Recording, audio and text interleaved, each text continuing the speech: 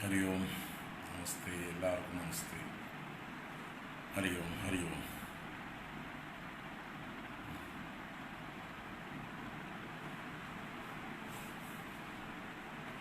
നാരായണ.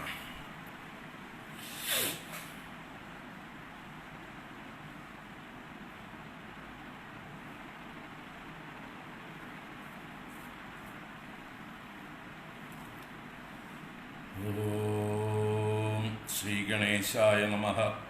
ഓം ശ്രീ സരസ്വത്यै നമഃ. ഓം ശ്രീ ഗുരുഭ്യോ നമഃ.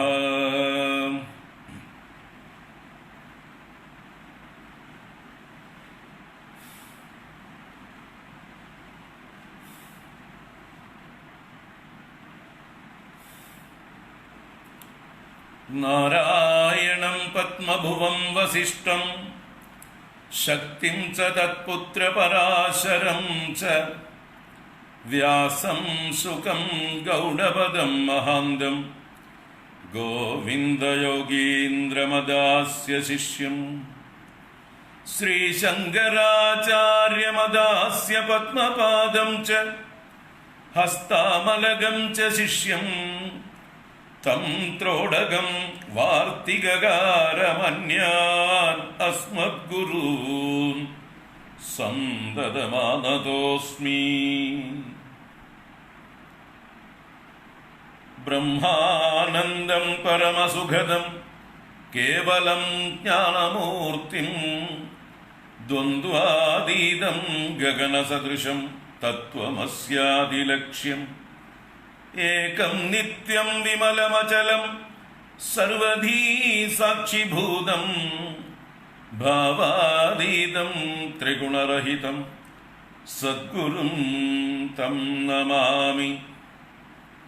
ഭാവാതീതം ത്രിഗുണരഹിതം സദ്ഗുരും തം നമാമി.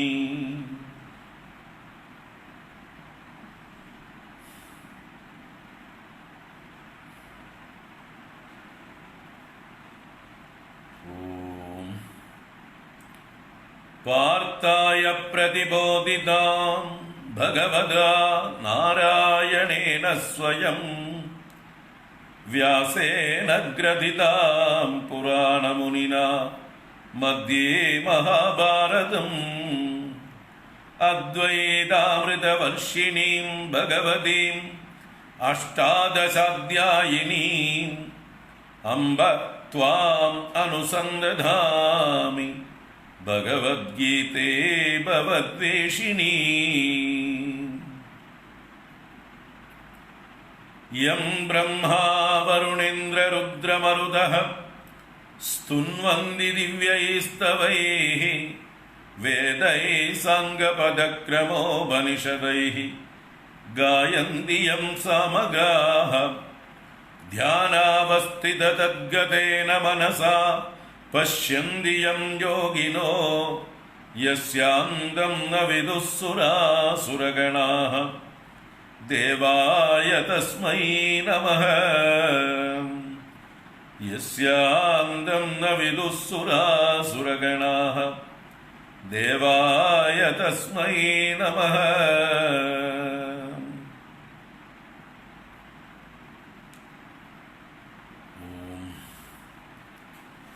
നമോ ഭഗവതേ വാസുദേവായ. ഓം ശ്രീകൃഷ്ണ പരമാത്മനേ നമഃ. ഓം നമഃ പരമഋഷിഭ്യോ നമഃ പരമഋഷിഭ്യഃ. ഓം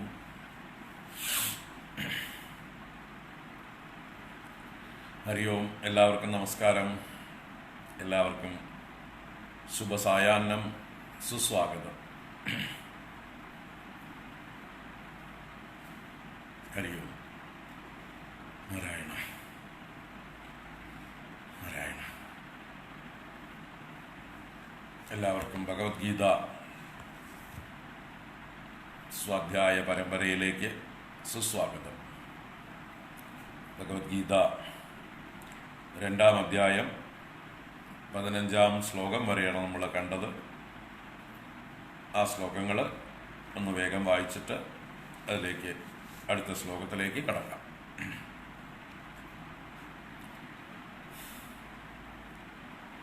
ഓം നമോ ഭഗവതേ വാസുദേവായ. ഓം ശ്രീകൃഷ്ണ പരമാത്മനേ നമഃ. അദ ദ്വിതീയോധ്യായഃ സാഖ്യയോഗഃ. സഞ്ജയ ഉവാച തം തദാ കൃപയാവിഷ്ടം അശ്രുപൂർണാകുലേക്ഷണം വിഷീദന്തമിദം വാക്യം ഉവാച മധുസൂദനഃ. ശ്രീഭഗവാനുവാച കുതസ്ത്വാകസ്മലമിതം വിഷമേ സമുപസ്ഥിതം അനാര്യജുഷ്ടമസ്വർഗ്യം അകീർത്തികരമർജുന. ക്ലൈബ്യം മാസ്മഗമഃ പാർത്ഥ നൈതത്വയ്യുപപദ്യതേ. ക്ഷുദ്രം ഹൃദയ ദൗർബല്യം ത്യക്തോത്തിഷ്ഠ പരന്തപ. അർജുന ഉവാച കഥം ഭീഷ്മമഹം സംഖ്യേ ദ്രോണം ച മധുസൂദന. ഇഷുഭിഃ പ്രതിയോത്സ്യാമി പൂജാർഹാ വരിസൂദന. ഗുരൂൻ ഹത്വാ ഹി മഹാനുഭാവാൻ ശ്രേയോ ഭോക്തും ഭൈക്ഷമപീഹ ലോകേ. ഹത്വാർത്ഥകാമാംസ്തു ഗുരൂനിഹൈവ ഭുഞ്ജീയ ഭോഗാൻ രുധിരപ്രദിഗ്ധാൻ. ന ചൈതദ്വിദ്മഃ കദരം നോ ഗരീയോ യദ്വാ ജയേമ യദി വാ നോ ജയേയുഃ. യാനേവ ഹത്വാ ന ജിജീവിഷാമഃ തേവ സ്ഥിതാഃ പ്രമുഖേ ധാർതരാഷ്ട്രാഃ. കാർപണ്യദോഷോപഹതഃ സ്വഭാവഃ പൃച്ഛാമി ത്വാം ധർമ്മസമ്മൂഢചേതാഃ. യത്ശ്രേയസ്യാന്നിശ്ചിതം ബ്രൂഹി തന്മേ ശിഷ്യസ്തേഹം സാധി മാം ത്വം പ്രപന്നം. നഹി പ്രപശ്യാമി മമാപനുദ്യാത് യക്ഷോഗമുച്ഛോഷണമിന്ദ്രിയാണാം.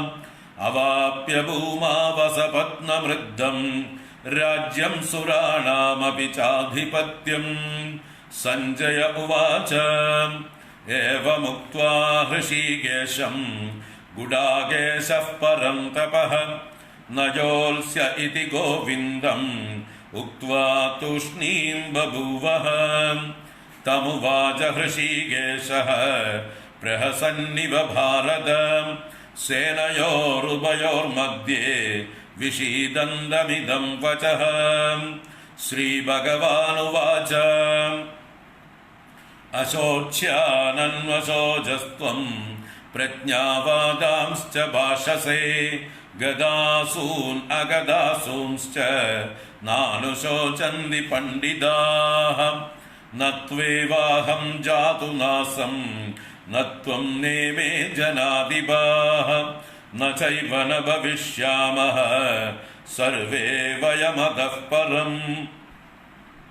ദേഹിനോസ്മിൻ യദാ ദേഹേ കൗമാരം യൗവനം ജരാ തദാ ദേഹാന്തരപ്രാപ്തിഃ ധീരസ്തത്ര ന മുഹ്യതി. മാത്രാ സ്പർശാസ്തു കൗന്ദേയ ശീതോഷ്ണസുഖദുഃഖദാഃ. ആഗമാപായിനോ അനിത്യാഃ താൻ തിതിക്ഷസ്വ ഭാരത. യം ഹി ന വ്യദയന്ത്യേതേ പുരുഷം പുരുഷർഷഭ. സമദുഃഖസുഖം ധീരം സോമൃതത്വായ കൽപ്പതേ. നാരായണ. ഹരി ഓം. എല്ലാവർക്കും ഒരിക്കൽ കൂടെ സുസ്വാഗതം, നമസ്കാരം, ശുഭസായാഹ്നം. നാരായണ.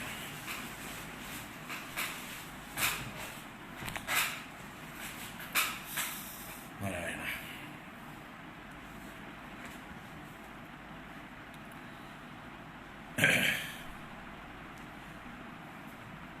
അപ്പോ അർജുനന്റെ വിഷാദം അറിവില്ലായ്മ മൂലമാണ്. എന്തിനെക്കുറിച്ച്? അവനവന്റെ ആത്മസ്വരൂപത്തെക്കുറിച്ച്. ഒരിക്കലും നശിക്കാത്ത വസ്തുവിനെ അത് നശിക്കുന്നു എന്ന് കരുതിയാണ് അർജുനനുണ്ടായിട്ടുള്ള വിഷാദം. മരണമില്ലാത്ത വസ്തു മരിക്കുന്നു എന്ന് കരുതുകയാണ്.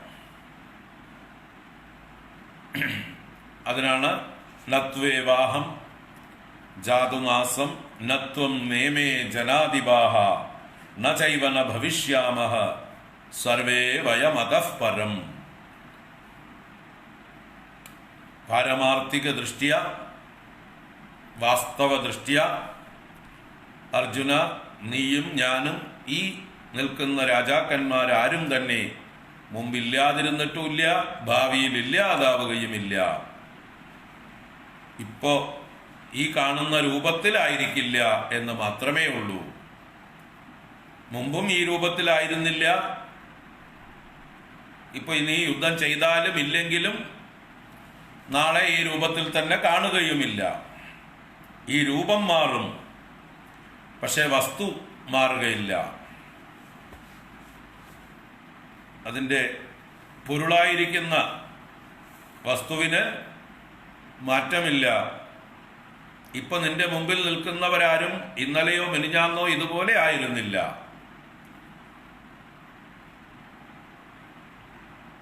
പക്ഷെ അവരില്ലായിരുന്നു എന്നില്ല. പലവരെയും നീ മുമ്പ് കണ്ടിട്ട് പോലും ഉണ്ടാവില്ല. ചിലപ്പോൾ ഇന്ന് ആദ്യമായിട്ട് കാണുകയായിരിക്കാം. നീ ഇന്നേ കണ്ടുള്ളൂ എന്ന് പറഞ്ഞിട്ട് അവരിന്നുണ്ടായവരല്ല, അവരിന്നലെ ഉണ്ടായവർ തന്നെയാണ്. ഇന്ന് നിന്റെ മുമ്പിൽ പ്രത്യക്ഷമായി. അതുപോലെ മുമ്പ് എവിടെയൊക്കെയോ ഏതൊക്കെയോ രൂപത്തില് അവരുണ്ടായിരുന്നു. നിനക്ക് പ്രത്യക്ഷമായപ്പോ നീ ജനിച്ചു എന്ന് പറഞ്ഞു. നിനക്ക് കണ്ണിൽ നിന്ന് മറഞ്ഞപ്പോ മരിച്ചു എന്ന് നീ കരുതി. അത്രയേ ഉള്ളൂ. നിന്റെ പരിമിതമായ ദൃഷ്ടി കൊണ്ട് നീ കാര്യങ്ങളെ കൺക്ലൂഡ് ചെയ്യുകയാണ്, കാര്യങ്ങളെ വിലയിരുത്തി നിശ്ചയിക്കുകയാണ് നിന്റെ പരിമിതമായ ദൃഷ്ടി കൊണ്ട്. അതുകൊണ്ട് നിന്റെ ഈ വികലമായ ദൃഷ്ടിയെ നീ മാറ്റൂ. നിന്റെ ദൃഷ്ടിയെ ഒന്നുകൂടെ വൈഡൻ ചെയ്യൂ, ഒന്നുകൂടെ സൂക്ഷ്മമാക്കൂ, ഒന്നുകൂടെ വിശാലമാക്കൂ, ഒന്നുകൂടെ ഭൂതത്തിലേക്ക് നോക്കൂ, ഒന്നുകൂടെ ഭാവിയിലേക്കും നോക്കൂ, ഒന്ന് നല്ലോണം പരന്നു നോക്കൂ.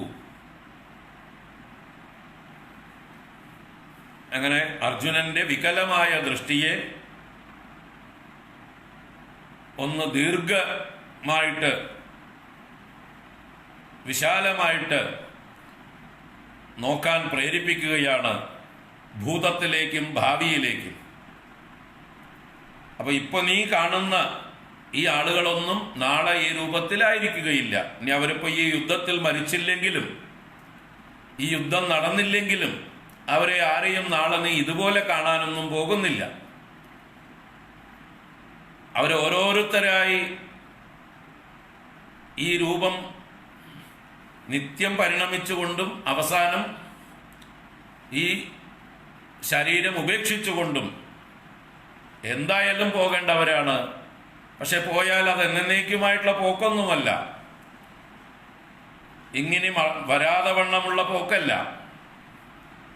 അവര് ഇവിടുന്ന് പോയാലും എവിടെയോ ഉണ്ടാവും, ചിലപ്പോൾ ഇവിടേക്ക് തന്നെ തിരിച്ചും വരും. അതുകൊണ്ട് ആത്മസ്വരൂപ ദൃഷ്ടിയ അവർക്കാർക്കും തന്നെ നാശമില്ല. നിനക്കും നാശമില്ല, എനിക്കും നാശമില്ല. അർജുന, നമ്മളൊക്കെ നിത്യന്മാരാണ്. ആ നിത്യത്വത്തെ അറിഞ്ഞ് അനിത്യമായിരിക്കുന്ന ഇപ്പൊ കാണുന്ന ഈ വേഷഭൂഷാദികളെ, ഈ ശത്രുമിത്ര ബന്ധു ഭേദഭാവങ്ങളെ,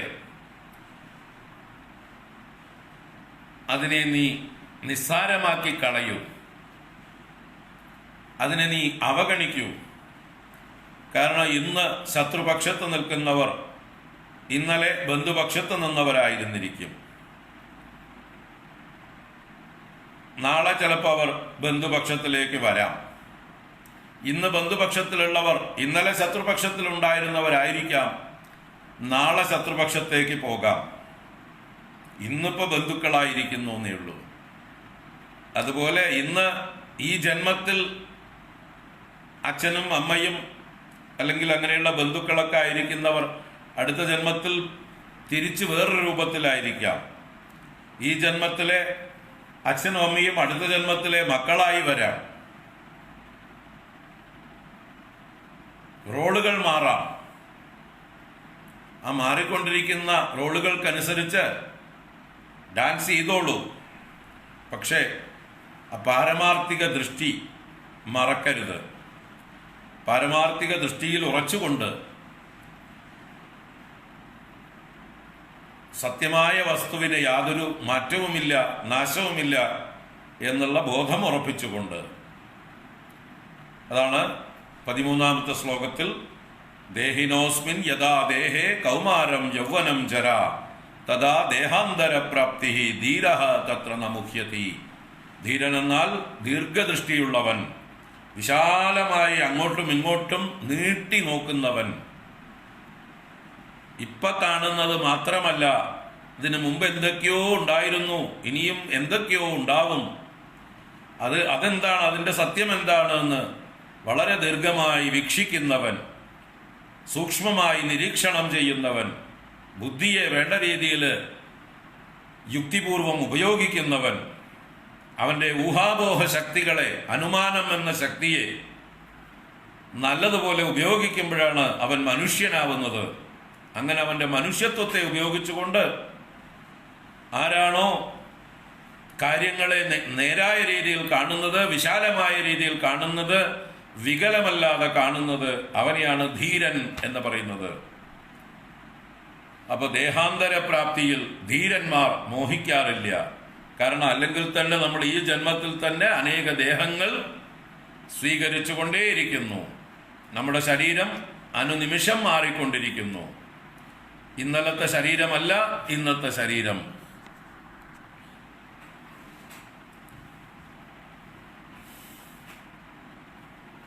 നമ്മുടെ ശരീരത്തിലെ കോശങ്ങൾ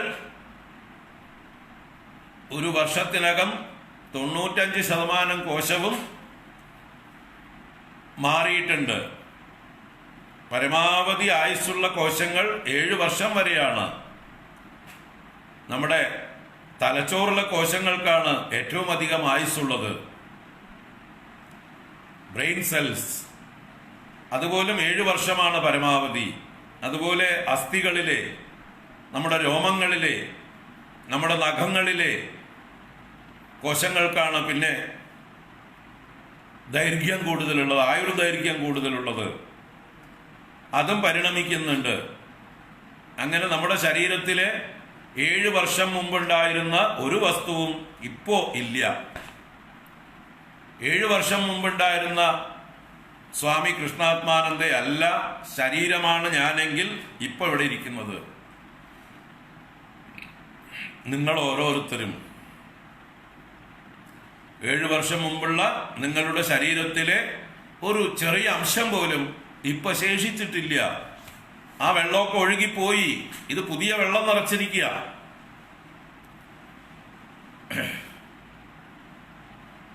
പുതിയ അന്നവും വെള്ളവും വായുവും നിറച്ചിരിക്കുക. നമ്മൾ ഈ ശരീരം ഉണ്ടാക്കിയത്, രാവിലെ ഉണ്ടാക്കിയ ഭക്ഷണം ഉച്ചയ്ക്ക് കേടുവന്നു പോകുന്നതാ. വൈകുന്നേരം ആകുമ്പോഴേക്കും പറയണ്ട, പിറ്റേ ദിവസം ആകുമ്പോഴേക്കും നാറി പുളിക്കുന്നതാണ്. അങ്ങനെയുള്ള അന്നത്തിന്റെ പ്രോഡക്റ്റാണ് ഈ ശരീരം. അപ്പൊ ഇത്രയും വേഗം ജീർണിച്ച് കേടുവന്നു പോകുന്ന, നാറിപ്പോകുന്ന ആ ഭക്ഷണത്തിന്റെ പ്രോഡക്റ്റ് ആയിട്ടുള്ള ഈ ശരീരത്തിന് എത്ര ആയുസ്സുണ്ടാവും? As the cause so the effect അല്ലേ? കാരണത്തിന്റെ ഗുണമല്ലേ കാര്യത്തിലും കാണുള്ളൂ. അപ്പൊ കാരണമായിട്ടുള്ള അന്നം എത്ര പെട്ടെന്ന് നശിച്ചു പോകുന്നതാണ്. അതേ ഗുണമാണ് ഈ ആ അന്നത്തിന്റെ കാര്യമായ ഈ അന്നമയമായ ശരീരത്തിന്റെയും സ്വഭാവം. ഇത് ജീർണിച്ചുകൊണ്ടേയിരിക്കുന്നത് കൊണ്ടാണ് ഇതിന് ശരീരം എന്ന പേര്. ശീര്യതേ എന്ന് പറഞ്ഞാൽ ശീർണമായിക്കൊണ്ടേയിരിക്കുന്നു, പൊടിഞ്ഞുകൊണ്ടേയിരിക്കുന്നു, ജീർണിച്ചുകൊണ്ടേയിരിക്കുന്നു.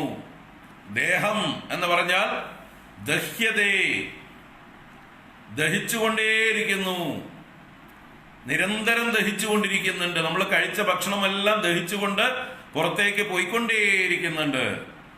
നമ്മൾ കാണേയും പോകുന്നുണ്ട്, കാണാതെയും പോകുന്നുണ്ട്. നമ്മൾ കാണെ മലവിസർജനാദികളിലൂടെ പോകുന്നു, മലമൂത്ര വിസർജനങ്ങളിലൂടെ. കാണാതെ നമ്മുടെ ശ്വാസോച്ഛ്വാസത്തിലൂടെയും നമ്മുടെ വിയർപ്പിലൂടെയും രോമകൂപങ്ങളിലൂടെയൊക്കെ പുറത്തേക്ക് പോയിക്കൊണ്ടിരിക്കുന്നുണ്ട്. നമ്മുടെ കഴിച്ച ഭക്ഷണം മുഴുവൻ അങ്ങനെ ദിവസവും നമ്മൾ അൺലോഡ് ചെയ്തുകൊണ്ടിരിക്കുന്നുണ്ട്. ഇന്നലെ എനിക്ക് തൂക്കം 100 കിലോ ആയിരുന്നു. ഇന്നലെ ഞാൻ 2 കിലോ ഭക്ഷണം കഴിച്ചു. ഇന്ന് എനിക്ക് 102 കിലോ തൂക്കം കാണേണ്ടതാണ്. ഇന്ന് ഞാൻ 2 കിലോ ഭക്ഷണം കഴിച്ചു. നാളെ ഞാൻ 104 കിലോ കാണേണ്ടതാണ്. നാളെ ഞാൻ 2 കിലോ കഴിച്ചു. മറ്റന്നാൾ ഞാൻ 106 കിലോ കാണേണ്ടതാണ്. കാണുന്നുണ്ടോ? 100 + 2 + 2 കൂട്ടി വരുന്നുണ്ടോ? ദിവസവും ഈ 2 കിലോ കഴിക്കുന്നത് അതിനേക്കാൾ വേഗത്തിൽ പോകുന്നുണ്ട്. ചിലപ്പോൾ 100 കിലോ, മിനിഞ്ഞാന്ന് 100 കിലോ ഉണ്ടായിരുന്ന ഞാൻ ഇന്ന് 98 കിലോ ഉണ്ടാവുള്ളൂ. കഴിക്കുകയാണ് ചെയ്തത്. ഒക്കെ എവിടെ പോയി? പോയിക്കൊണ്ടിരിക്കുന്നുണ്ട്. അതാണ് ഇതിന് ദേഹം എന്നും ശരീരമെന്നും പേര്. അപ്പൊ ഈ മാറിക്കൊണ്ടിരിക്കുന്ന ഒരു പ്രവാഹമാണ് ഈ ശരീരം. അന്നത്തിന്റെ പ്രവാഹമാണ് ഈ ശരീരം. അതാണ് ഞാനെന്ന് കരുതരുത്. ഞാൻ ദേഹിയാണ്, ദേഹത്തിന്റെ ഉടമസ്ഥനാണ്. ഈ ദേഹം നിത്യപരിണാമിയാണ്. അതിൽ കൗമാരം, യൗവനം, ജര എന്നിങ്ങനെ അവസ്ഥകൾ, വിപരീതമായിട്ടുള്ള അവസ്ഥകൾ മാറിമറിഞ്ഞു. അതുപോലെയേ ഉള്ളൂ. ഈ ശരീരം പൂർണ്ണമായി കണ്ടം ചെയ്ത് ഞാൻ പുതിയൊരു ശരീരം സ്വീകരിക്കുമ്പോൾ. വസ്ത്രം നമ്മൾ ദിവസേന അലക്കി മാറി ഉടുക്കുന്നു. അത് കഴിഞ്ഞ് കുറെ കഴിയുമ്പോൾ അലക്കാൻ കൊള്ളാതെയാവും, അല്ലേ? കീറിപ്പറിയും. അത് കീറിപ്പറിഞ്ഞു കഴിഞ്ഞാൽ വസ്ത്രത്തെ നമ്മൾ ഉപേക്ഷിക്കുകയേ നിവൃത്തിയുള്ളൂ. കണ്ടം ചെയ്യാം, കത്തിച്ച് കളയാം, അത്രേ കൊള്ളുള്ളൂ. അതുപോലെയാണ് ഈ ദേഹവും. നിത്യവും ഉപയോഗിച്ച് അത് ജീർണിച്ചു പോകുന്നു. അവസാനം ഈ വസ്ത്രം ഉപേക്ഷിച്ച് പുതിയ വസ്ത്രം നമ്മൾ സ്വീകരിക്കുന്നത് പോലെയുള്ളൂ പുതിയ ശരീരം. ധീരന്മാർ ആ വിഷയത്തിൽ മോഹിക്കുന്നില്ല. അതുപോലെ അന്നന്നാൾ വരുന്നതായിട്ടുള്ള സുഖദുഃഖങ്ങൾ അഥവാ ദ്വന്ദ്വങ്ങൾ, അനുകൂല പ്രതികൂല ഭാവങ്ങൾ, അതിൽ ഭ്രമിക്കാറില്ല ബുദ്ധിമാന്മാർ.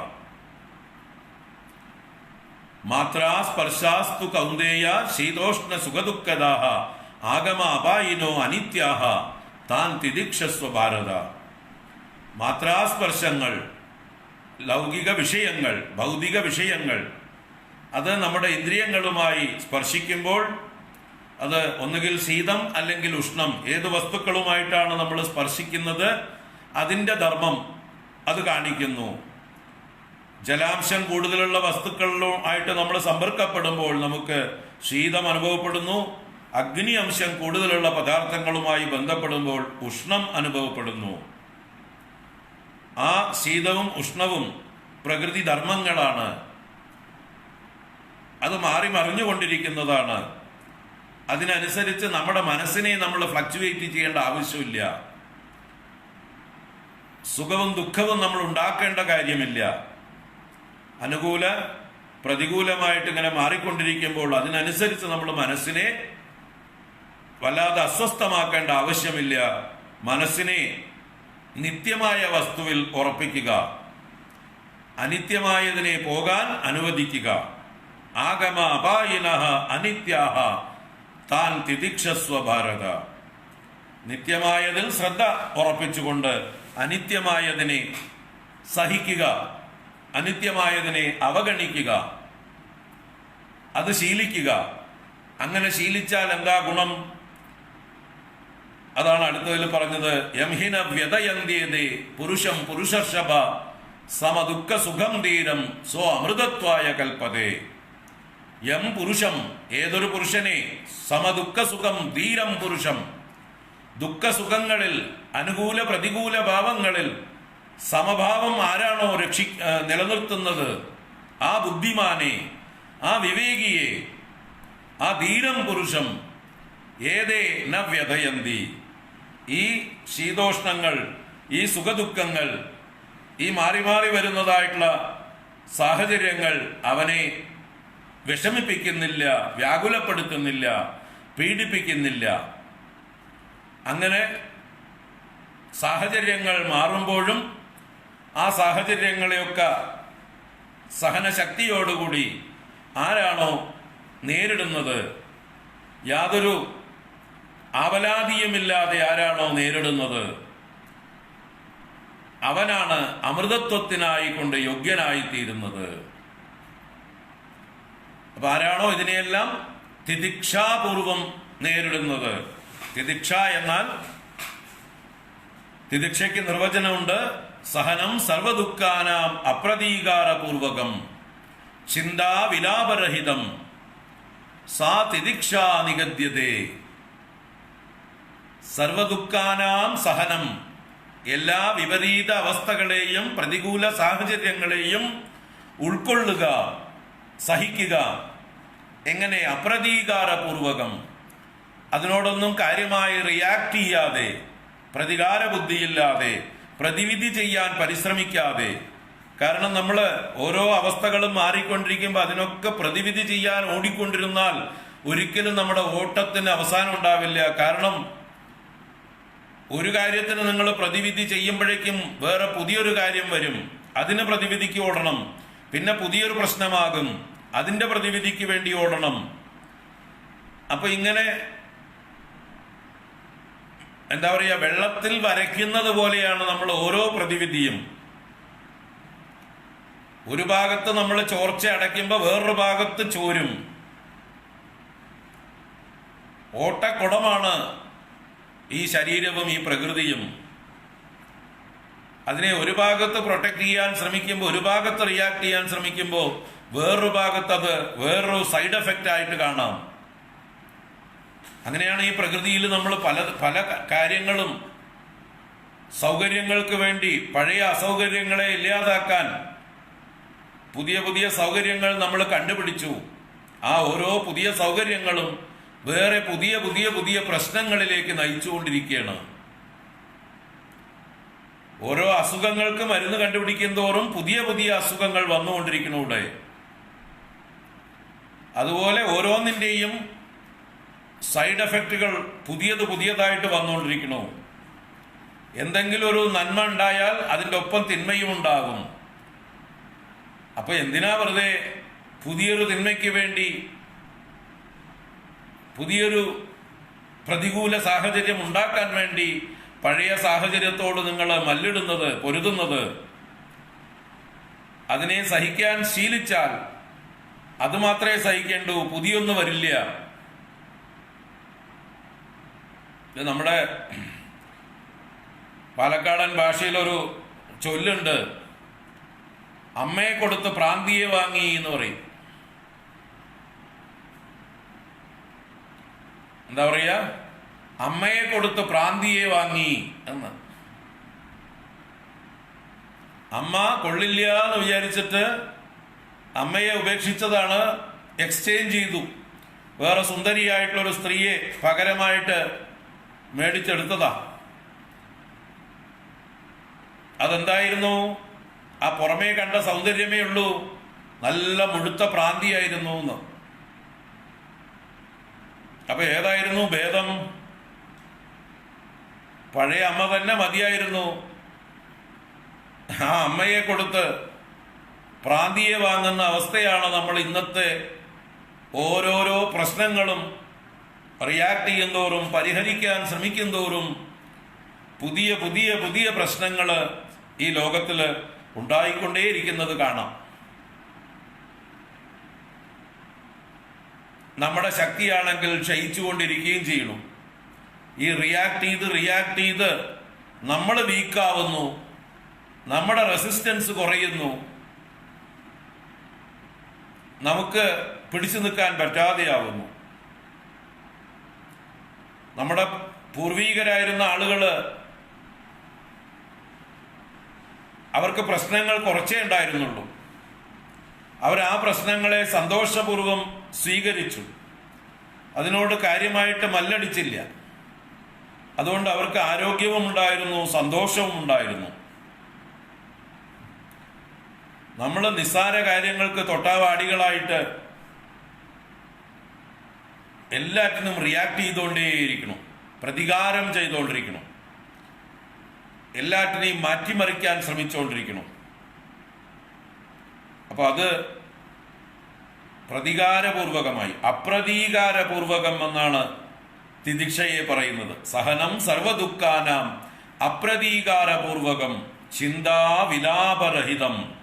ചിന്ത എന്ന് പറഞ്ഞാൽ എപ്പോഴും അതിനെക്കുറിച്ച് വറി ചെയ്യാതെ, ആങ്ഷ്യസ് ആവാതെ, നാളെ എന്താവും നാളെ എന്താവും നാളെ എന്താവും എന്നുള്ളതായിട്ട് ആങ്സൈറ്റിയും വേണ്ട, വറിയും വേണ്ട, യാതൊരു ചിന്തയുമില്ലാതെ ധൈര്യമായി നേരിടുക. വിലാപരഹിതം. വിലാപം എന്നാൽ കംപ്ലൈനിങ്. തൊട്ടതും പിടിച്ചതും എപ്പോഴും കംപ്ലൈന്റ് പറഞ്ഞുകൊണ്ടേയിരിക്കുക.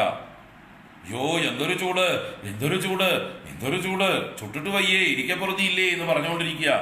അല്ലെങ്കിൽ തണുപ്പാണെങ്കിൽ എന്തൊരു തണുപ്പ്, എന്തൊരു തണുപ്പ് എന്ന് പറഞ്ഞുകൊണ്ടിരിക്കുക.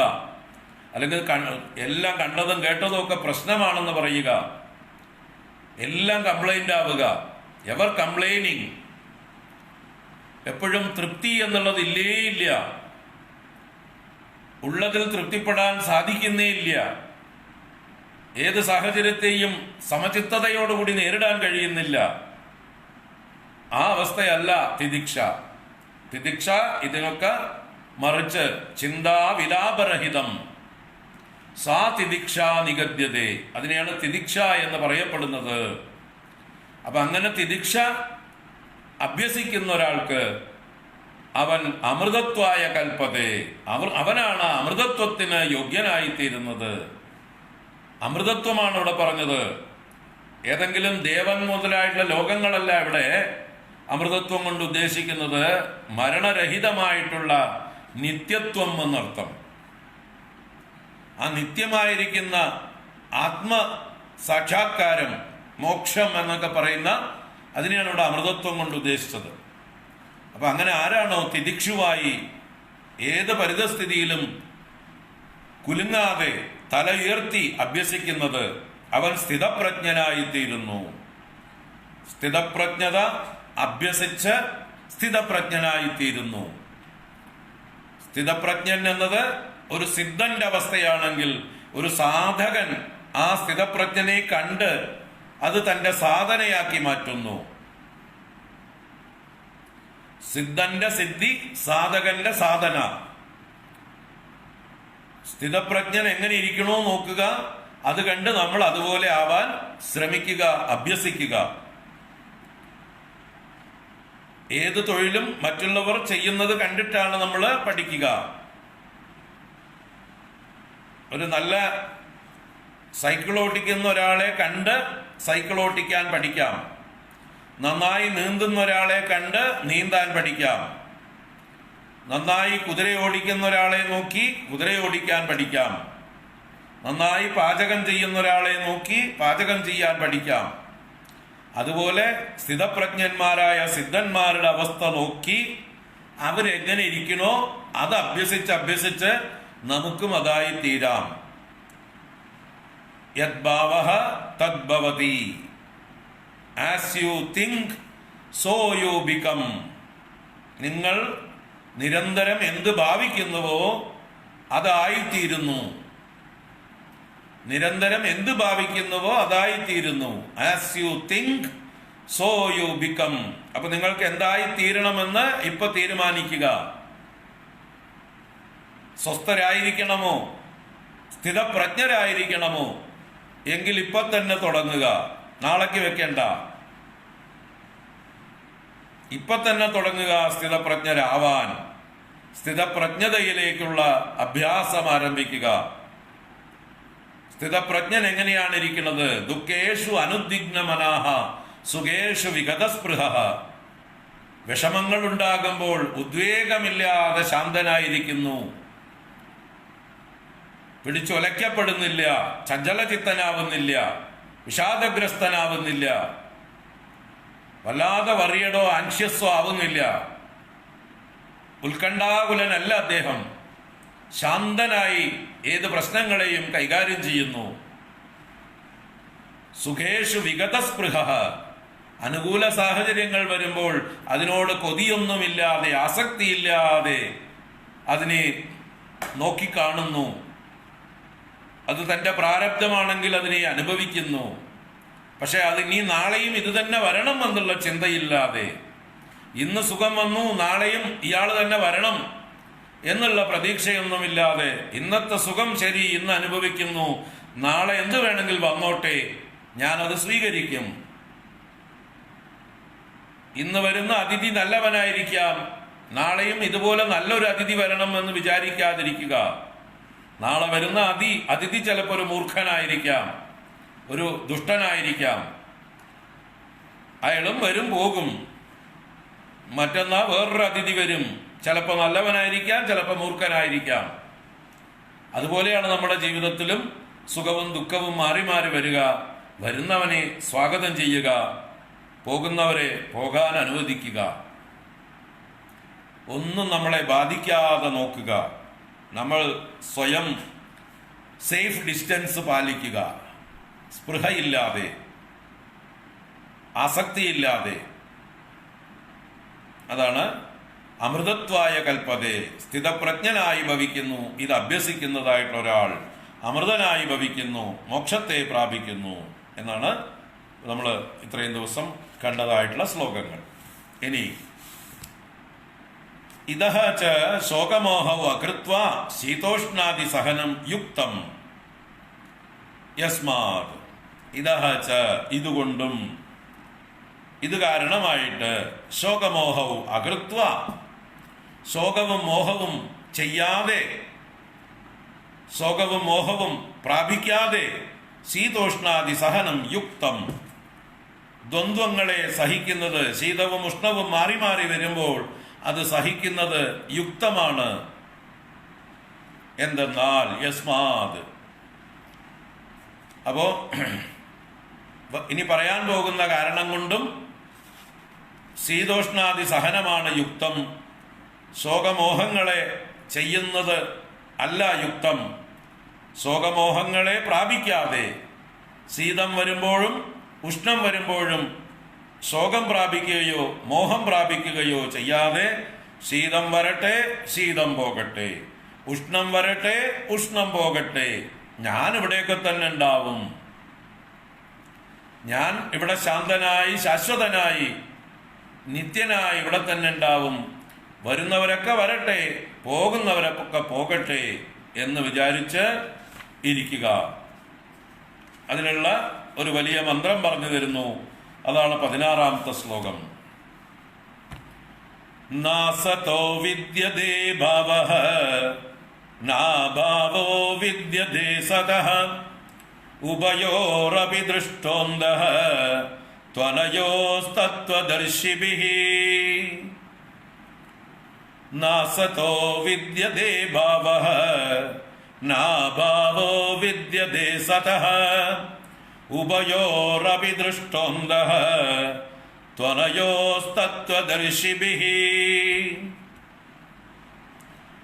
നാസതോ എന്ന് പറഞ്ഞാൽ ന അസതഃ, ന പ്ലസ് അസതഃ ന അസതഃ, വിദ്യതേ ഭാവഃ,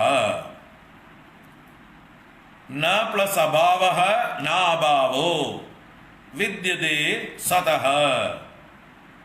ഉഭയോഃ അപി ദൃഷ്ടഃ അന്ധഃ തു പ്ലസ് അനയോഃ തത്വദർശിഭിഃ.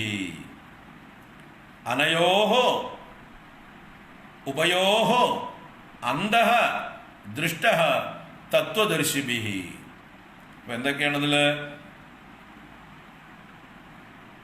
ഒരു 2 സ്റ്റേറ്റ്മെന്റ് ആദ്യം പറയണം.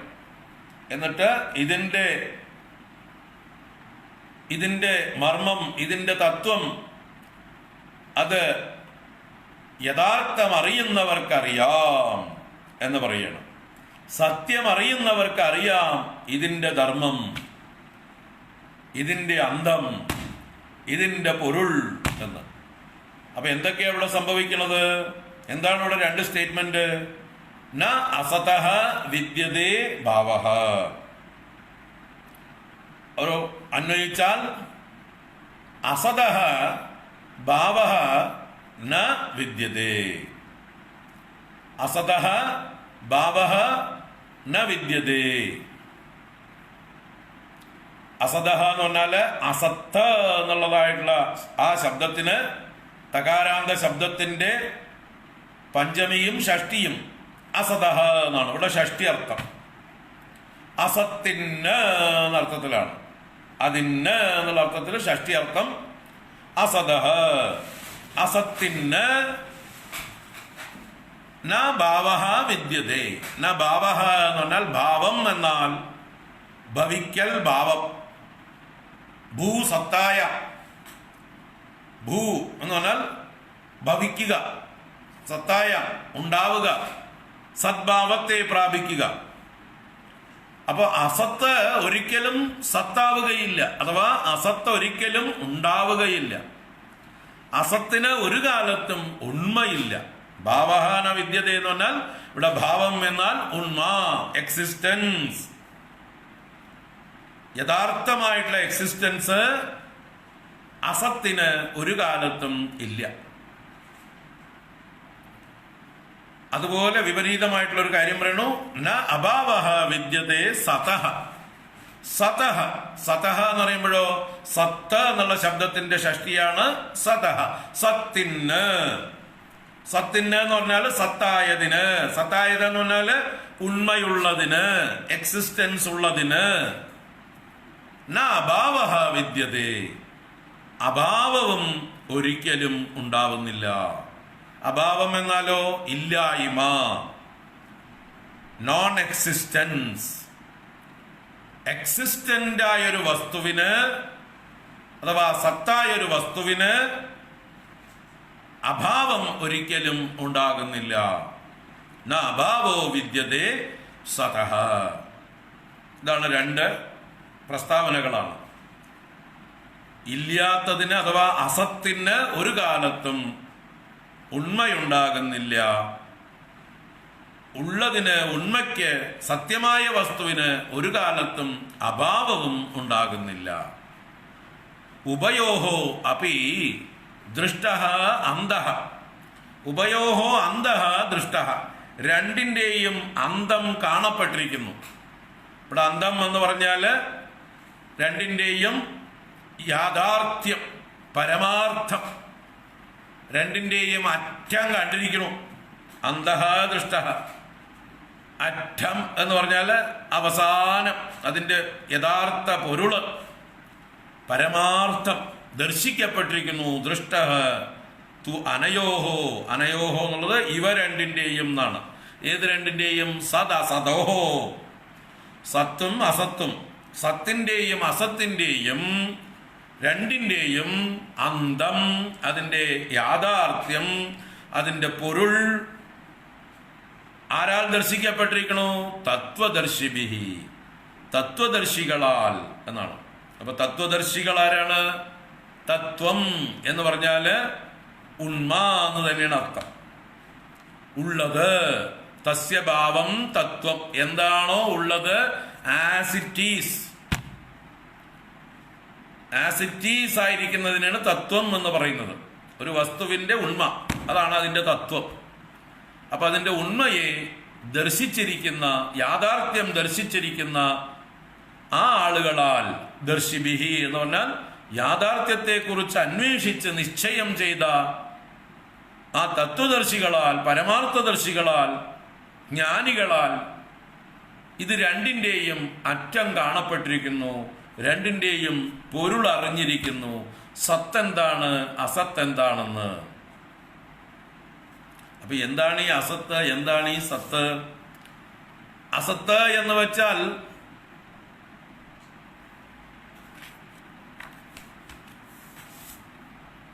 ഇല്ലാത്തത് എന്നാണ് സാമാന്യമായിട്ട് അർത്ഥം. ന സത് ഇതി അസത്ത്. എന്നാൽ ഇപ്പൊ നമുക്ക് ഉണ്ടെന്ന് തോന്നുന്നുണ്ട്, ഇപ്പൊ നമ്മൾ കാണുന്നുണ്ട് പലതും. ആ കാണുന്നത് വാസ്തവത്തിൽ സത്തോ അസത്തോ എന്ന് ചിന്തിക്കണം.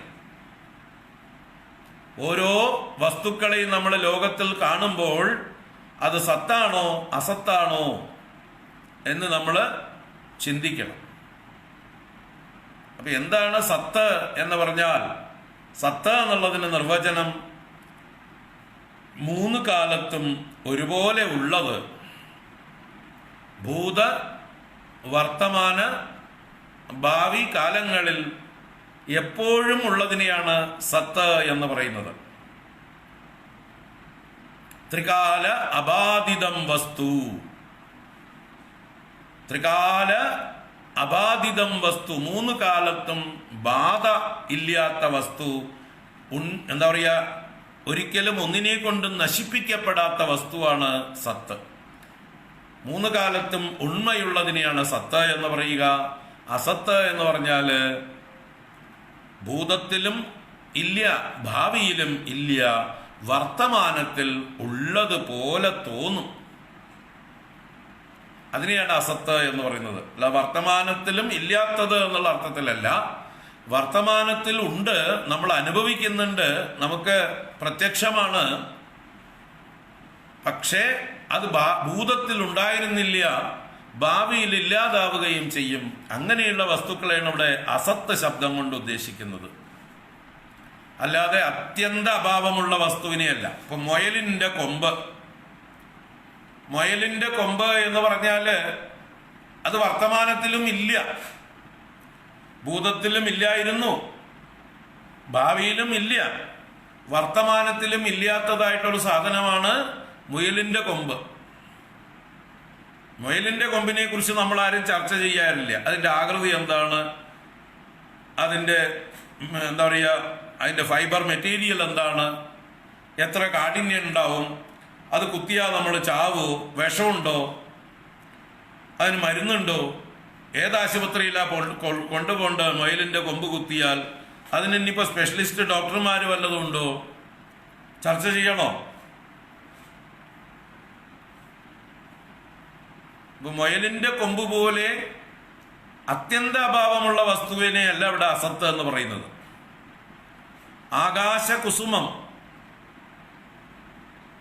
എന്ന് പറഞ്ഞാലോ, ആകാശത്ത് വിരിയുന്ന പൂവ് ഉണ്ടോ, അതിനെക്കുറിച്ച് ചർച്ച ചെയ്യണോ? ആകാശകുസുമത്തിന്റെ നിറം എന്താണ്? ഒരു ചോദ്യം ചോദിച്ചു ഞാൻ, നിങ്ങൾ ഉത്തരത്തിന് വേണ്ടി തല പുകയ്ക്കണോ? വേണോ? അതിന്റെ ഗന്ധം എന്താണ്? അതിന്റെ വലുപ്പം എത്രയാണ്? അതിന് എത്ര എതളുണ്ട്? വേണോ? ചിന്തിക്കണോ? ആകാശകുസുമത്തെ കുറിച്ചൊരു പ്രബന്ധം രചിക്കുക, രചിക്കാൻ പറ്റുമോ? അപ്പൊ ഈ ആകാശകുസുമം, മയിലിന്റെ കൊമ്പ്, വന്ധ്യാപുത്രനെ കുറിച്ച് ഒരു പ്രസംഗം നടത്തൂ നിങ്ങൾ എന്ന് പറഞ്ഞാൽ നടക്കുവോ? ആരാ വന്ധ്യ? വന്ധ്യ എന്ന് പറഞ്ഞാൽ പ്രസവിക്കാത്തവളുടെ പുത്രനെ കുറിച്ച് കഥ പറയാൻ പറ്റുമോ നമുക്ക്? അത്യന്ത അഭാവം അല്ലേ? ആ അത്യന്ത അഭാവമുള്ള വസ്തുക്കളെ കുറിച്ചല്ല ഇവിടെ അസത്ത് എന്നുള്ള ശബ്ദം കൊണ്ട് സൂചിപ്പിക്കുന്നത്. നമ്മള് അസത്ത് എന്ന് കേൾക്കുമ്പോഴേക്കും തീരെ ഇല്ലാത്തത് എന്ന് കരുതും. അന്വേഷിക്കുമ്പോ തീരെ ഇല്ലാത്തതാണത്, പക്ഷെ ഇപ്പുണ്ട്. ശരിക്കും അന്വേഷിച്ചാൽ ഇല്ലാത്തതാണ്. അതിന്റെ സത്യാവസ്ഥയെ കുറിച്ച് അന്വേഷിച്ചാൽ ഇല്ലാത്തതാണ്. എന്നാൽ ഇപ്പോ അനുഭവമുണ്ട് താനും, ഇപ്പൊ പ്രത്യക്ഷമായിരിക്കുന്നു, ഇപ്പൊ നമ്മുടെ ഇന്ദ്രിയങ്ങളെ കൊണ്ട് നമ്മൾ കാണുന്നു, അനുഭവിക്കുന്നു. 5 ഇന്ദ്രിയങ്ങളെ കൊണ്ട് നമുക്ക് കാണാം, അനുഭവിക്കാം. അങ്ങനെയുള്ള ഈ ജഗത്തിനെയാണ് എന്ത് പറയുന്നത്? അസത്ത് എന്ന് പറയുന്നത്. ഈ ജഗത്തിലുള്ള സർവ വസ്തുക്കളും അസത്താണ് എന്ന് പറഞ്ഞാൽ ഇല്ല എന്നല്ല അർത്ഥം, തീരെ ഇല്ല എന്നല്ല അർത്ഥം. മുയലിന്റെ കൊമ്പ് പോലെ, വന്ധ്യാപുത്രനെ പോലെ, മരുമരീചിക പോലെ, ആകാശകുസുമം പോലെ എന്നല്ല അതിൻ്റെ അർത്ഥം. അത്യന്ത അഭാവമില്ല, ഇപ്പോ ഭാവം ഉണ്ട്, എന്നാൽ മുമ്പ് ഉണ്ടായിരുന്നില്ല, നാളെ ഇല്ലാതാവുകയും ചെയ്യും. മൂന്ന് കാലത്തും കാണുന്നതല്ല, മൂന്ന് കാലത്തും ഒരുപോലെ നിലനിൽപ്പുള്ളതല്ല, പരിണമിച്ചുകൊണ്ടേയിരിക്കുന്നത്. അതിനെയാണ് ഇവിടെ അസത്ത് എന്നുള്ളതായിട്ടുള്ള ശബ്ദം കൊണ്ട് ഉദ്ദേശിക്കുന്നത്. ന സത്ത് ഇതി അസത്ത്, തീരെ ഇല്ലാത്തത് എന്നല്ല. ന സത്ത്, it is not reality, it is not real, it is unreal. വാസ്തവം ഇല്ല. വസ്തുതയാ നിങ്ങൾ അതിനെക്കുറിച്ച് കൂടുതൽ അന്വേഷിക്കുകയാണെങ്കിൽ ഇന്ന് കാണുന്ന വസ്തു നാളെ കാണാതെയാവുന്നു. അതിൻ്റെ ഇന്നലെകളിലേക്ക് നമ്മൾ അന്വേഷിക്കുമ്പോൾ ഇന്നലെകളിൽ അതുണ്ടായിരുന്നില്ല.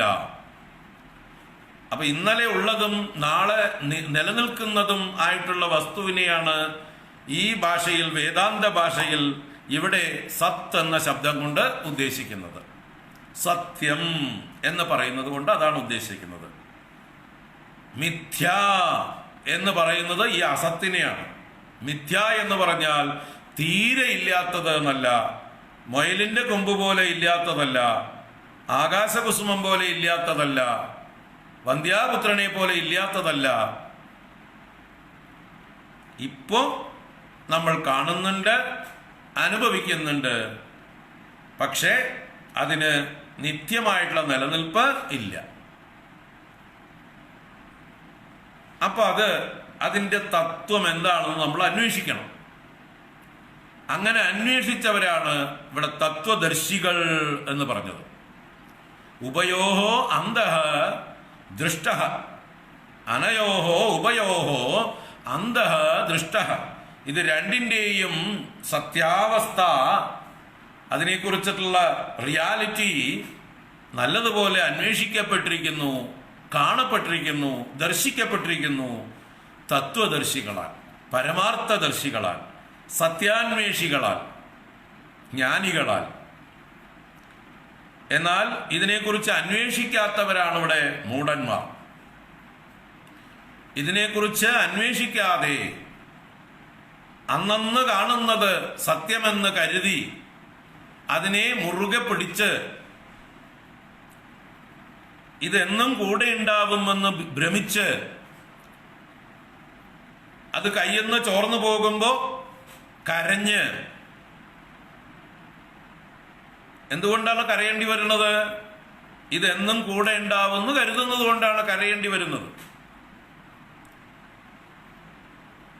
ഇന്നലെ വന്നതാണ്, നാളെ പോകുന്നതാണ്, ഇന്ന് കൂടെയുണ്ട്. ഈ നാളെ എന്നുള്ളത് മറ്റന്നാളാവാം, നാലാം നാളാവാം, ഒരു വർഷം കഴിഞ്ഞിട്ടാവാം, 10 വർഷം കഴിഞ്ഞിട്ടാവാം, ചിലപ്പോൾ 100 വർഷം കഴിഞ്ഞിട്ടാവാം. അത്രേ ഉള്ളൂ. ഭാവിയിൽ എപ്പോൾ വേണമെങ്കിൽ ഇല്ലാതാവുന്നതും ഭൂതത്തിൽ ഇല്ലാതിരുന്നതുമാണ്. അതിനെയാണ് എന്ത് പറയുന്നത്? അസത്ത് എന്ന് പറയുന്നത്. അപ്പോൾ ഈ അസത്തിന്റെ ഉണ്മയെക്കുറിച്ച് നമ്മൾ അന്വേഷിക്കണം. ഈ അസത്ത് എവിടുന്ന് വന്നു? ഈ അസത്തിന്റെ ഈ അസത്ത് നമ്മുടെ മുമ്പിൽ കിടന്ന് കളിക്കുന്നത് എവിടുന്നാണ്? ഇതിന്റെ ഉൽപ്പത്തി എവിടെ നിന്നാണ് എന്ന് അന്വേഷിക്കണം. അതാണ് തത്വദർശനം. അതാണ് നമ്മുടെ ശാസ്ത്രങ്ങളൊക്കെ ചെയ്യുന്നത്. ഈ കാണുന്ന ജഗത്ത് എവിടുന്നുണ്ടായി? ഇതിന്റെ ആദിമമായിട്ടുള്ള ഭാവം എന്തായിരുന്നു? ഇതിന്റെ യഥാർത്ഥ ഉണ്മ എന്തായിരുന്നു? അപ്പോ എന്തായാലും ഈ കാണുന്ന ജഗത്ത്, ഇപ്പൊ നമ്മൾ അനുഭവിക്കുന്ന ജഗത്ത് എല്ലാവർക്കും അനുഭവമാണ്. എനിക്കും നിങ്ങൾക്കും ഒരുപോലെ അനുഭവമാണ്. എല്ലാവരും വ്യവഹരിക്കുന്നുണ്ട്. ഇതെന്താണ് എന്ന് ചോദിച്ചാൽ ഇതൊരു പുസ്തകമാണ് എന്ന് നിങ്ങൾക്ക് ആർക്കും സംശയമില്ല. നിങ്ങളെല്ലാവരും പറയണത് പുസ്തകമാണ്, ഞാനും പറയണത് പുസ്തകമാണ് എന്ന്. അപ്പൊ ഇതില്ലാത്തതാണ് എന്ന് പറഞ്ഞാൽ സമ്മതിക്കില്ല. നമ്മൾ ഈ പുസ്തകം ഇവിടെ ഇല്ല എന്ന് പറഞ്ഞാൽ സമ്മതിക്കില്ല. തീർച്ചയായിട്ടും ഈ പുസ്തകം ഇതാ, അതിന്റെ ഭാരവും അതിന്റെ രൂപവുമൊക്കെ അതിന്റെ നിറവുമൊക്കെ നമ്മൾക്ക് ഇന്ദ്രിയങ്ങളെ കൊണ്ട് അറിയുന്നുണ്ട്. അതുകൊണ്ട് അതില്ല എന്നല്ല. പക്ഷേ നമ്മൾ അതിന്റെ തത്വം അന്വേഷിക്കുമ്പോൾ ഈ പുസ്തകം എപ്പോഴാണ് ഈ രൂപത്തിലായത്, ഇത് എവിടുന്നാ വന്നത്? ഈ പുസ്തകം സൃഷ്ടിക്ക് മുമ്പേ ഉണ്ടായിരുന്നില്ല, ഈ പ്രപഞ്ചം ഉണ്ടാകുന്നതിന് മുമ്പേ ഉണ്ടായിരുന്നില്ല, 100 കൊല്ലം മുമ്പുണ്ടായിരുന്നില്ല, 10 കൊല്ലം മുമ്പുണ്ടായിരുന്നോ സംശയമാണ്. ഇതിന്റെ ഡേറ്റ് ഓഫ് പബ്ലിഷിംഗ് നോക്കണം. ഇത് 2009 പ്രിന്റ് ചെയ്തതാണ്. അതിനു മുമ്പ് ഇതുണ്ടായിരുന്നില്ല. 11 വർഷമായി. അതിനു മുമ്പ് ഈ പുസ്തകം നോൺ എക്സിസ്റ്റന്റ് ആയിരുന്നു. ഇത് കുറച്ചു കഴിഞ്ഞാൽ എപ്പോ വേണമെങ്കിലും നശിച്ചു പോകാം. നമ്മുടെ കൈകാര്യം ചെയ്യൽ അനുസരിച്ചിരിക്കും. നമ്മൾ അശ്രദ്ധമായിട്ട് ഇട്ട് കഴിഞ്ഞാൽ അത് എങ്ങനെ വേണമെങ്കിൽ നശിച്ചു പോകാം. എലി കടിച്ചു പോകാം, പാറ്റ കടിച്ചു പോകാം, പുസ്തകപ്പുഴുക്കൾ തിന്നു പോകാം, ചെതലരിച്ചു പോകാം. കുട്ടികളുടെ കളിക്കാൻ കൊടുത്താൽ അവർ കീറിപ്പറിച്ച് തോണി ഉണ്ടാക്കി കളിക്കും. അത് കഴിയുമ്പോൾ ഇവിടെയുള്ള ജോലിക്കാർ വേണമെങ്കിൽ എടുത്ത് അടുപ്പിൽ കത്തിക്കുകയും ചെയ്യും. അപ്പൊ എപ്പോ വേണമെങ്കിലും നോൺ എക്സിസ്റ്റന്റ് ആവാം.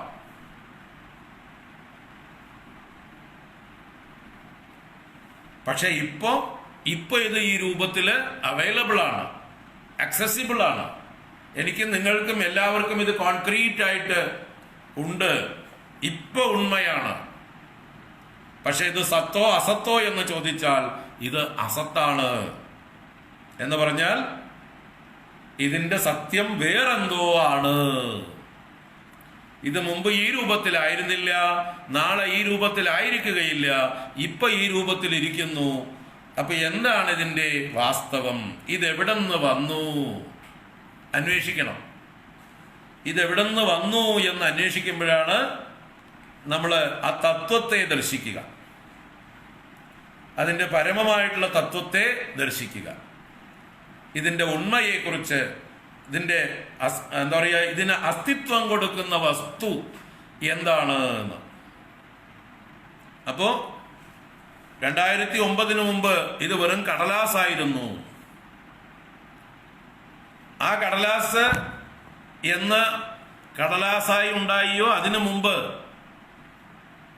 1, 2, 3 വർഷം മുമ്പ് എന്തായിരുന്നു? അത് പൾപ്പായിരുന്നു. പേപ്പർ കമ്പനിയാണ് അതിനെ കടലാസാക്കി മാറ്റിയത്. അത് പൾപ്പായിരുന്നു കുറെ കാലം. ആ പൾപ്പാവുന്നതിന് മുമ്പ് എവിടെയായിരുന്നു? അത് വല്ല വൃക്ഷങ്ങളുടെ രൂപത്തിൽ നിൽക്കുകയായിരുന്നു. ഏതിന്റെ പൾപ്പാണിത് എന്നറിയില്ല. നമുക്ക് ഉണ്ടാക്കിയവരോട് ചോദിക്കണം. എവിടുന്നാണ് അവർ ആ മെറ്റീരിയൽ പ്രൊക്യൂർ ചെയ്തത്? ഈ പൾപ്പ് ഉണ്ടാക്കാനുള്ള മരങ്ങള് അല്ലെങ്കിൽ മുളയാണെങ്കിൽ മുള, ഏത് വസ്തുക്കളാണ് അവർ പ്രൊക്യൂർ ചെയ്തത് പേപ്പർ ഉണ്ടാക്കാനെന്ന് ആ കമ്പനിയിൽ പോയി ചോദിക്കണം. അവർക്കറിയാം ഏത് കാട്ടിൽ നിന്നാണ് തടി വെട്ടിക്കൊണ്ടുവന്നത്. അപ്പൊ ഏതോ കാട്ടിലെ തടിയായി നിന്നിരുന്നതാണ് ഈ പുസ്തകം. ശരി, ആ തടി എറ്റേണൽ ആയിരുന്നോ? എന്നുണ്ടായിരുന്നോ? ആ വൃക്ഷം അവിടെ എന്നുണ്ടായിരുന്നോ? ആ വൃക്ഷത്തിനും ആയുസ്സില്ലേ? അതും ജനിച്ച ദിവസമില്ലേ? അത് അതിന്റെ ബീജത്തിൽ നിന്നുണ്ടായി വന്ന ദിവസമില്ലേ? അപ്പോൾ ആ തടിയും മുമ്പ് ഇല്ലായിരുന്നു. ആ തടിക്കും ഈ പേപ്പറൊക്കെ ഉണ്ടാക്കുന്ന തടികൾ എന്ന് പറഞ്ഞാല് ആയുസ് കുറഞ്ഞ തടികളായിരിക്കും. പെട്ടെന്ന് വളരുന്ന, ബൾക്കായിട്ട് വളരുന്നതായിട്ടുള്ള തടികളായിരിക്കും. 20 വർഷമോ 10 വർഷമോ ഒക്കെ ആയിരിക്കും ഇതിൻ്റെയൊക്കെ ആയുസ്. അപ്പൊ അതിനു മുമ്പ് അതെന്തായിരുന്നു? അതിനു മുമ്പ് അത് അതിൻ്റെ ബീജമായിരുന്നു. അതിനു മുമ്പ് അതിൻ്റെ തായ്തടിയിലായിരുന്നു. അങ്ങനെ നോക്കുമ്പോൾ ആ തായ്തടി എവിടുന്നാ വളർന്നു വന്നത്? അത് മണ്ണിൽ നിന്നാണ്. അപ്പൊ മണ്ണാണ് ഇതിൻ്റെ സത്യം. ഈ പുസ്തകം പണ്ട് മണ്ണായിരുന്നു. ഇത് എപ്പോൾ വേണമെങ്കിൽ മണ്ണിലേക്ക് തിരിച്ചും പോകാം, അല്ലേ? ഇത് കത്തിച്ചു കളഞ്ഞാൽ ചാരമായി മണ്ണിൽ അലിഞ്ഞു ചേരും. മണ്ണിൽ കുഴിച്ചിട്ടാലും ദ്രവിച്ച് മണ്ണായി തീരും. എന്ത് ചെയ്താലും മണ്ണിലേക്ക് തന്നെ അത് തിരിച്ചു പോകും. ആര് തിന്നാലും, ഉറുമ്പ് തിന്നാലും, ചതല് തിന്നാലും, എലി തിന്നാലും അതിന്റെ കാഷ്ടമായി അത് മണ്ണിൽ ചെന്ന് ചേരും. അപ്പൊ മണ്ണിൽ നിന്ന് വന്ന് മണ്ണിലേക്ക് പോകുന്ന മണ്ണാണ് ഇതിന്റെ ഉണ്മ. ഈ പുസ്തകത്തിന്റെ എന്നാ മണ്ണാണോ എന്ന് ചോദിച്ചാൽ അപ്പൊ മണ്ണിന്റെ മുമ്പോ മണ്ണ് എവിടുന്നുണ്ടായി? അങ്ങനെ നമ്മള് ഓരോന്നിന്റെയും കാരണത്തെ മുൻപുള്ള അവസ്ഥയെ അന്വേഷിച്ച് പോകുമ്പോ ഒരു ശൂന്യമായിട്ടുള്ള അവസ്ഥയിലേക്ക് എത്തിച്ചേരും. എന്നാൽ ശൂന്യമിട്ട് അല്ലാതാനും ഒന്നുമില്ലായ്മയിലേക്ക് എത്തിച്ചേരും. ഈ പ്രപഞ്ച സൃഷ്ടിയെ ആരംഭിച്ചിട്ടില്ലാത്തൊരവസ്ഥ, പ്രളയാവസ്ഥ. ഈ പ്രപഞ്ചം അവ്യക്തമായിരുന്ന അവസ്ഥ. അപ്പോ ഒന്നുമില്ലായ്മയാണോ എന്ന് ചോദിച്ചാൽ അപ്പോഴും ഈ പുസ്തകം അതിൻ്റെ സത്തയുണ്ടായിരുന്നു. ഈ പുസ്തകം ഉണ്ടാവാനുള്ള സാധ്യത അപ്പോഴും ഉണ്ടായിരുന്നു, ആ ശൂന്യപ്രായത്തിലും. അപ്പൊ എന്താണ് അവിടെ ഉണ്ടായിരുന്നത്? എന്തോ ഉണ്ടായിരുന്നു. എന്തോ ഉണ്ടാവാതെ ഒന്നും ഉണ്ടായി വരില്ല. ആ ഒന്നുമില്ലായ്മയിലും എന്താണ് ഉണ്ടായിരുന്നത് എന്നതിനെ കുറിച്ചാണ് വിചാരം ചെയ്തിട്ടുള്ളത് നമ്മുടെ പൂർവീകന്മാര്. ഈ പ്രപഞ്ചമെല്ലാം ഇല്ലാതിരുന്നപ്പോഴും എന്താണ് ഉണ്ടായിരുന്നത്? അതിന്റെ സ്വരൂപം എന്താണ്? ആ വസ്തുവിന്റെ സ്വരൂപം, അതിനെയാണ് അവർ സത്യം എന്ന് വിളിച്ചത്. അതാണ് പരമമായിട്ടുള്ള സത്യം. അതാണ് ഈ കാണുന്ന ഈ അസത്തുക്കൾക്ക് മുഴുവൻ കാരണമായിരിക്കുന്ന വസ്തു, പരമമായിട്ടുള്ള സത്യം, ദ അബ്സല്യൂട്ട് റിയാലിറ്റി. ആ സത്യം അവിടെ ഉണ്ടായിരുന്നു. ആ സത്യത്തിന് ഒരു കാലത്തും നാശമില്ല.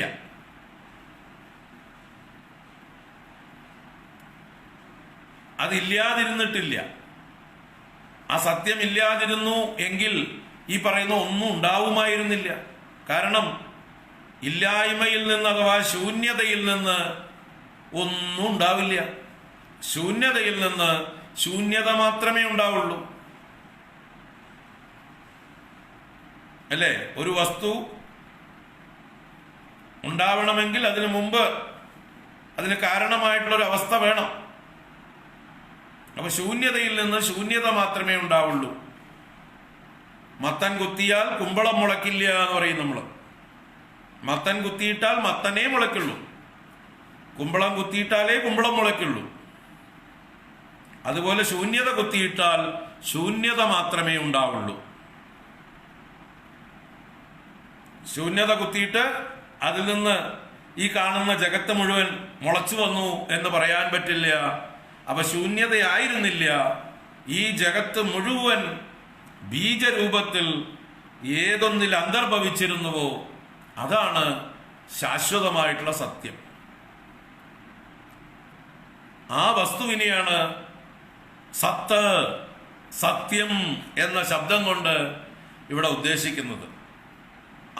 ആ സത്യത്തിനെയാണ് ബ്രഹ്മം എന്നും വേദം വിളിച്ചത്, ഉപനിഷത്ത് വിളിച്ചത്. ആ ബ്രഹ്മം എന്ന് പറഞ്ഞപ്പോൾ അതിന് സത്യം എന്ന് നിർവചനം കൊടുത്തു. സത്യം ബ്രഹ്മ, സത്യം ജ്ഞാനമനന്തം ബ്രഹ്മ. സത്യം ബ്രഹ്മ, ജ്ഞാനം ബ്രഹ്മ, അനന്തം ബ്രഹ്മ.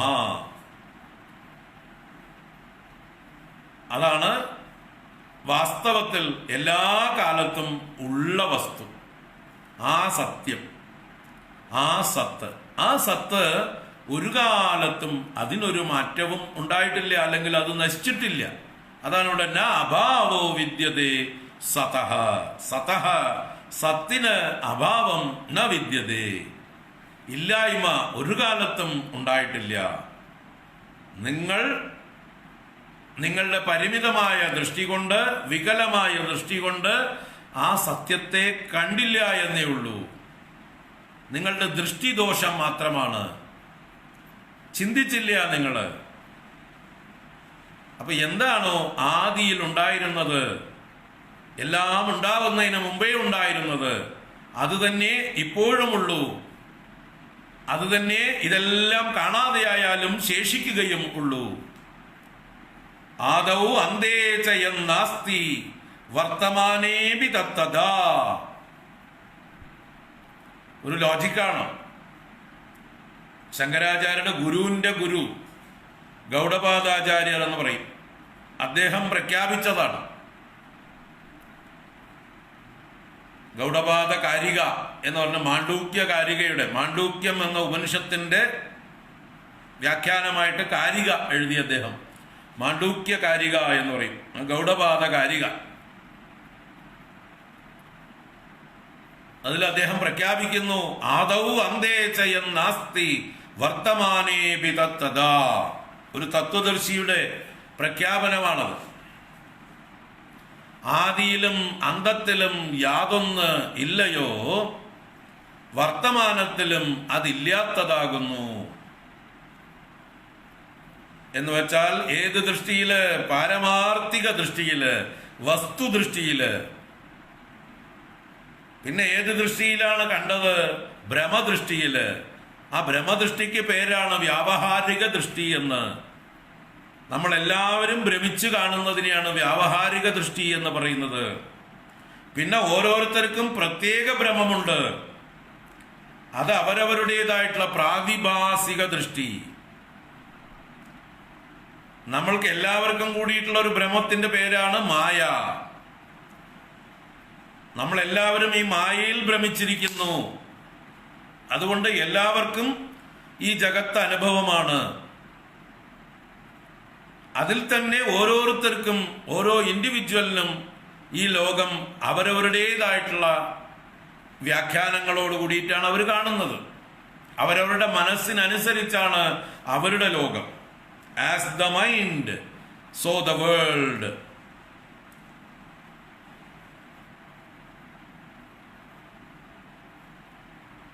ഒരു ധനികന് ധാരാളം ധനം ഇഷ്ടംപോലെ കയ്യിലുള്ളപ്പോൾ അയാൾക്ക് ലോകത്തിൽ എന്ത് കണ്ടാലും സന്തോഷമാണ്. എല്ലാം അദ്ദേഹത്തിന് സന്തോഷം കൊടുക്കുന്നു. അദ്ദേഹത്തിന് ദാരിദ്ര്യ ദുഃഖമില്ല. തനിക്ക് ആവശ്യമുള്ളതൊക്കെ വാങ്ങിക്കാനുള്ള കഴിവ് തനിക്കുണ്ട്, അനുഭവിക്കാനുള്ള കപ്പാസിറ്റി ഉണ്ട്. അതുകൊണ്ട് ഈ ലോകത്തിലെ സമൃദ്ധിയൊക്കെ കാണുമ്പോൾ അദ്ദേഹത്തിന് സന്തോഷം.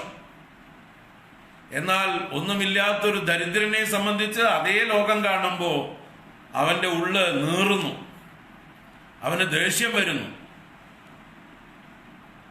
കാണുന്നത് ഒരേ ലോകത്തെ തന്നെയാ രണ്ടു കൂട്ടരും. പക്ഷെ ദരിദ്രനെ സംബന്ധിച്ച് അവന്റെ ഉള്ളില് താപം വർദ്ധിക്കുകയാണ്. എനിക്കത് അനുഭവിക്കാനുള്ള കഴിവില്ലല്ലോ, എന്റെ കയ്യിൽ കാശില്ലല്ലോ എന്ന്.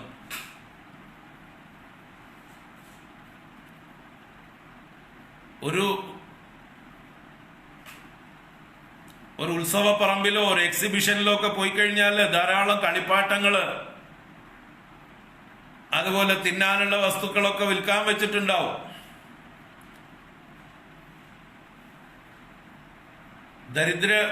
ദാരിദ്ര്യമുള്ള വീട്ടിൽ നിന്ന് പോകുന്ന കുട്ടികൾക്ക് ഇതൊക്കെ കണ്ടിട്ട് വരാനേ യോഗമുള്ളൂ. അവർക്ക് ഇതൊക്കെ കാണും തോറും അവരുടെ ഉള്ളില് അസ്വസ്ഥത വർദ്ധിക്കുകയാണ്. അവരെ കൊണ്ടുപോയ അച്ഛനും അമ്മയ്ക്കും പണി കൂടും. കൊച്ചുകുട്ടികളാണെങ്കിൽ അവര് വാശി പിടിച്ച് അവിടെ കിടന്ന് ഉരുളും. ഞങ്ങൾക്ക് അത് വാങ്ങിച്ചതാ, ഇത് വാങ്ങിച്ചതാ. വെറും ഒരു ബലൂണ് പോലും വാങ്ങിച്ചു കൊടുക്കാൻ ചിലപ്പോൾ കപ്പാസിറ്റി ഉണ്ടാവില്ല ഈ അച്ഛനമ്മമാർക്ക്. അപ്പൊ അവരെ സംബന്ധിച്ച് ഈ ഉത്സവത്തിന് പോയത് വാസ്തവത്തില് വല്ലാത്ത, അവസാനം തിരിച്ചു വരുമ്പോ കരഞ്ഞുകൊണ്ടാ വരിക. ഉത്സവത്തിന് സന്തോഷിക്കാൻ പോയതാണ്, തിരിച്ചു വരുമ്പോ കരഞ്ഞുകൊണ്ട് വരുന്ന ആളുകൾ. അതേ ഉത്സവത്തിന് പോയ ധനികന്മാരുടെ മക്കള്, അവർക്ക് പിടിക്കാൻ കയ്യിൽ ഒഴിവില്ല, സാധനങ്ങളെ കൊണ്ട് നിറച്ച് വാരി പൊത്തി പലതും കയ്യിൽ നിന്ന് പറന്നു പോണു. അത്രയും സാധനങ്ങളുമായി സന്തോഷമായിട്ട് വരുന്നവര്, പലതരത്തിലുള്ള കളിപ്പാട്ടങ്ങളും തീറ്റി സാധനങ്ങളുമായിട്ട്. ഒരേ ഉത്സവപ്പറമ്പിലേക്കാണ് രണ്ടു കൂട്ടർ പോയത്. പക്ഷെ അവരുടെ മനോനില, ലോകം, ഒരാൾക്ക് ആനന്ദം, ഒരാൾക്ക് ദുഃഖം. അതുപോലെയാണ് നമ്മുടെ ഓരോരുത്തരുടെയും മനസ്സിന്റെ അവസ്ഥ. പ്രാതിഭാസികം എന്ന് പറയും, സബ്ജക്റ്റീവ് മൈൻഡ്. നമ്മൾ ഓരോരുത്തരും ഈ ലോകത്തെ കാണുന്നത് നമ്മുടെ ദൃഷ്ടിയിലൂടെയാണ്, നമ്മുടെ വ്യാഖ്യാനങ്ങളിലൂടെയാണ്. മറ്റൊരാൾ കാണുന്നത് പോലെയല്ല. എല്ലാവരും ഒരുപോലെ കണ്ടിരുന്നെങ്കിൽ ഇവിടെ നാനാ മതങ്ങളുണ്ടാവില്ല, നാനാ രാഷ്ട്രീയ പാർട്ടികളുടെ ആവശ്യമില്ല, മത്സരത്തിന്റെ ആവശ്യമില്ല. എല്ലാവർക്കും എല്ലാ കാര്യത്തിലും ഏകകണ്ഠമായിട്ടുള്ളൊരു തീരുമാനമെടുക്കാമായിരുന്നു.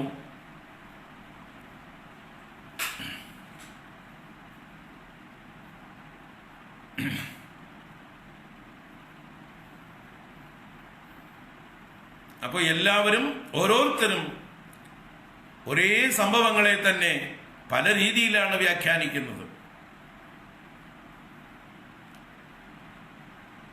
രാജ്യത്ത് പുതിയ ഓരോ നിയമങ്ങൾ ഉണ്ടാക്കിക്കൊണ്ടുവരുന്നു സെൻട്രൽ ഗവൺമെന്റ്. ഗവൺമെന്റിന് നല്ല വിഷനുണ്ട്. ഇത്രയും കാലമായിട്ട് കഷ്ടപ്പെടുന്ന കർഷകരെ, ആത്മഹത്യയിൽ പെട്ടുഴലുന്ന, ആത്മഹത്യകൾ ചെയ്തുകൊണ്ടിരിക്കുന്ന ലക്ഷക്കണക്കിന് കർഷകരെ അവരുടെ ദാരിദ്ര്യത്തിൽ നിന്ന് കരകയറ്റാൻ വേണ്ടിയുള്ള പദ്ധതികൾ ആലോചിച്ചിട്ടാണ്, ദീർഘകാലത്തെ ആലോചനകളിലൂടെയാണ് അവര് പുതിയ നിയമങ്ങളും ബില്ലുകളും കൊണ്ടുവരുന്നത്. രക്ഷപ്പെടുത്താൻ വേണ്ടിയിട്ടാണ്.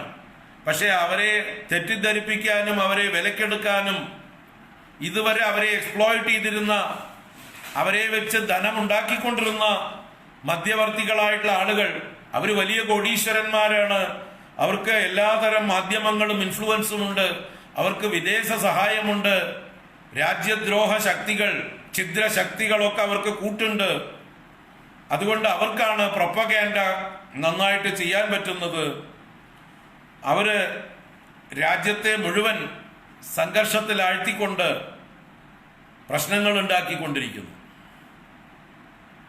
അപ്പൊ ഒരേ നിയമമാണ്.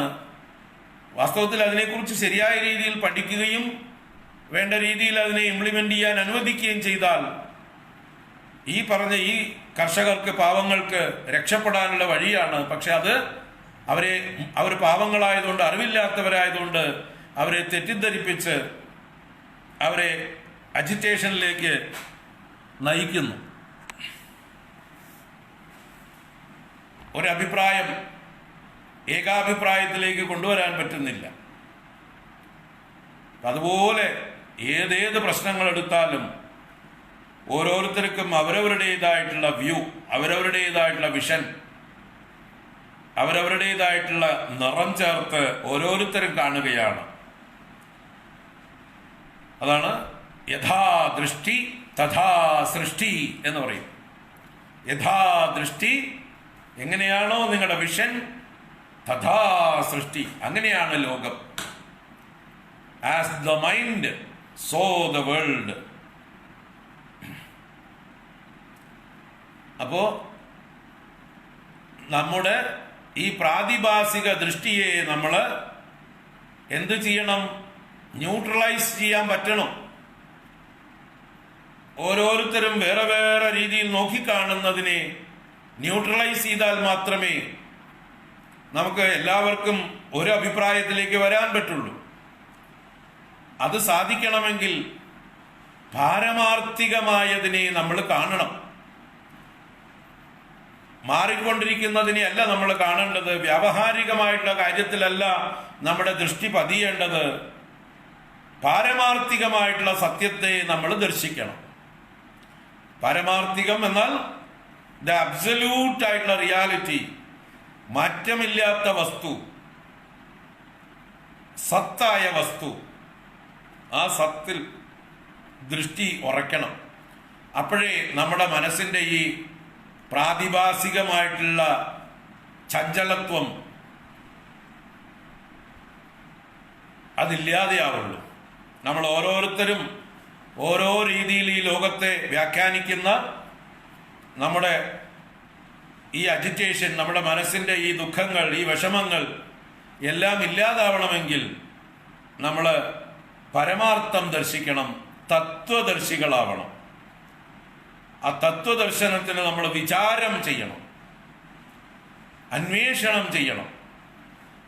അതാണ് ഇവിടെ ഈ ശ്ലോകത്തിലൂടെ നമ്മളെ പ്രേരിപ്പിക്കുന്നത് ഗീതാചാര്യൻ. നാസതോ വിദ്യതേ ഭാവഃ, അസത്തിന്, ഇല്ലാത്തതിന് ഉണ്മ ഒരു കാലത്തുമില്ല. ന അഭാവോ വിദ്യതേ സതഃ, സത്തിന് ഒരു കാലത്തും അഭാവവുമില്ല. ഉഭയോഹോ അന്തഃ ദൃഷ്ടഃ, രണ്ടിൻ്റെയും തത്വം, രണ്ടിൻ്റെയും അറ്റം കാണപ്പെട്ടിരിക്കുന്നു. അനയോഹോ, ഇത് രണ്ടിൻ്റെയും തത്വദർശിഭിഹി, പരമാർത്ഥദർശികളായ ഋഷീശ്വരന്മാരാൽ, സത്യദർശികളായ ജ്ഞാനികളാൽ, തത്വജ്ഞാനികളാൽ. ഇതാണ് ഇതിൻ്റെ ഒരു സാമാന്യമായിട്ടുള്ള അക്ഷരാർത്ഥം. കൂടുതൽ നമുക്ക് അടുത്ത ക്ലാസ്സിൽ കാണാം, നാളെ കാണാം. ഹരി ഓം. കായേന വാചാ മനസേന്ദ്രിയൈർവാ ബുദ്ധ്യാത്മനാ വാ പ്രകൃതേ സ്വഭാവാത് കരോമി യദ്യത് സകലം പരസ്മൈ നാരായണായേതി സമർപ്പയാമി. നാരായണ. നാളെ കാണാം. ഓം. എല്ലാവർക്കും ശുഭരാത്രി, സുഖനിദ്ര.